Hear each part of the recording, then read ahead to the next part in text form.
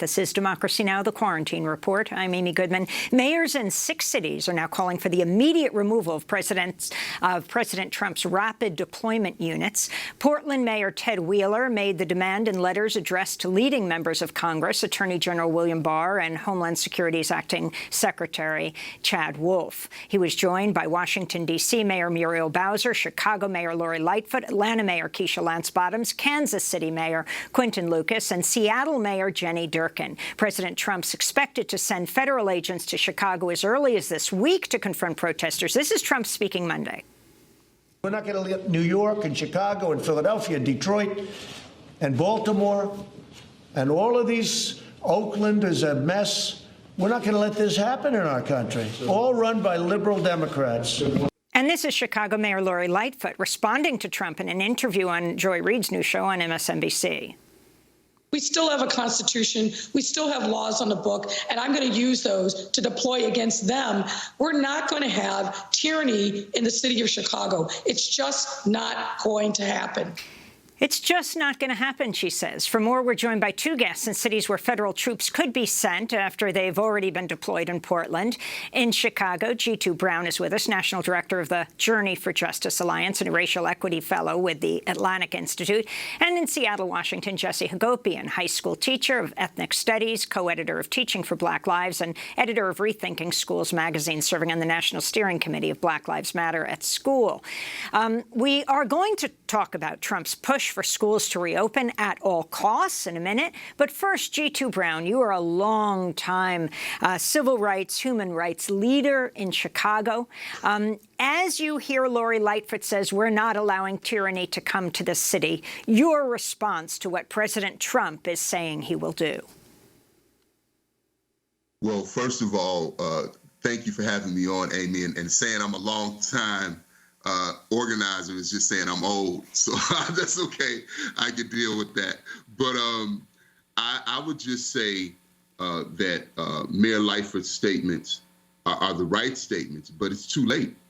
You know, when you look at Chicago during the COVID, when COVID outbreak first exploded, and we saw in cities where the Black death toll was way above, you know, that of our white counterparts. For example, in Chicago, we're only 30% of the population, but we were 70% of the deaths.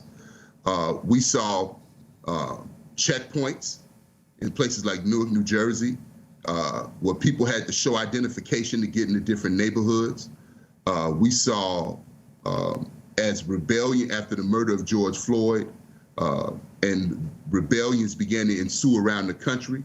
I know in my neighborhood, it was martial law. And you know, my humble opinion is that it still is.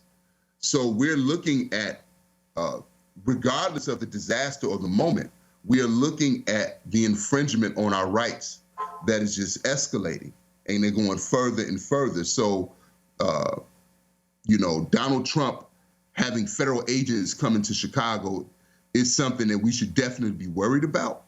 But we should not act as if our rights have not been infringed upon already. That, I mean, if you really want to talk about it, you go back to the crime bill. And I remember when, as a young organizer, I saw Chicago police remove 2 busloads full of young people from the Ida B. Wells housing projects and take them to jail. And that opened the door for the mass incarceration of young Black and brown men and women. And so I think it's really important that we keep this in context. The last thing I'll say is, along with the federal agents, the risk of federal agents in unmarked vehicles coming into our city, and what that means for people that are protesting, what that means for organizations, I think it's also important to note that police have taken the gloves off. Just this past week in Chicago, a young organizer who I worked with, Miracle Boyd, who, when I met her, she was fighting to stop the closure of all the high schools in her neighborhood. She was protesting at an event where they were trying to, you know, to protest a Christopher Columbus statue. And a Chicago police officer, as she was vigorously protesting, ran up on this 18-year-old girl and smashed her in the mouth with his baton and knocked her teeth out. We just had a press conference supporting Miracle yesterday. So the brutality is not new. The infringement on our rights is not new. Whether the agent is Donald Trump or the agent of change or the agent of this type of infringement on our rights are Democrats, our rights are already being infringed upon. Jesse Hagopian, before we go to the issue of forced school openings, I'm wondering if you can address, I mean, the activism in Seattle has been massive, from the Chaz and the Chop, the autonomous zones that were set up in the Capitol Hill neighborhood, to what President Trump is threatening now. The Seattle Mayor Durkan has joined other mayors, 5 other mayors, in writing a letter demanding federal agents not come to Seattle. Yes, thanks for having me on the show again, Amy. I really appreciate it.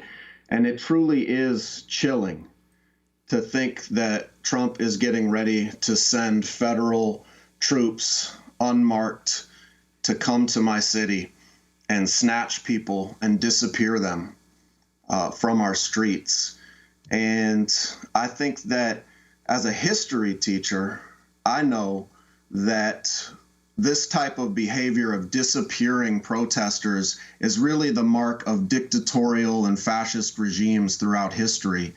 And it's also, though, been the mark for far too many of our own people here in the United States. I think we're getting to see now on national television what undocumented immigrants have had to go through for years. And frankly, Black and brown families who have had their loved ones snatched and put behind bars in this mass incarceration regime for far too long. But I will say that our mayor, Jenny Durkan's posturing against Trump is just that. Because for all her rhetoric about how she doesn't need federal interference, in fact, she has gone along with a lot of the policies that Trump would like. Here in Seattle, mass of protesters helped to drive the police out of the East Precinct after they indiscriminately tear-gassed and brutalized protesters in the wake of George Floyd's horrific murder. And Trump called the protesters terrorists and said he was going to send in troops here to deal with the situation if Jenny Durkan wouldn't. And while she said we don't need your federal interference, she, in fact, did clear out the protesters with same brutal tactics. And so that's why I'm supporting Decriminalize Seattle and King County Equity Now's demands that we defund the police by 50%, that we use that money for health and safety, and that we free all the protesters.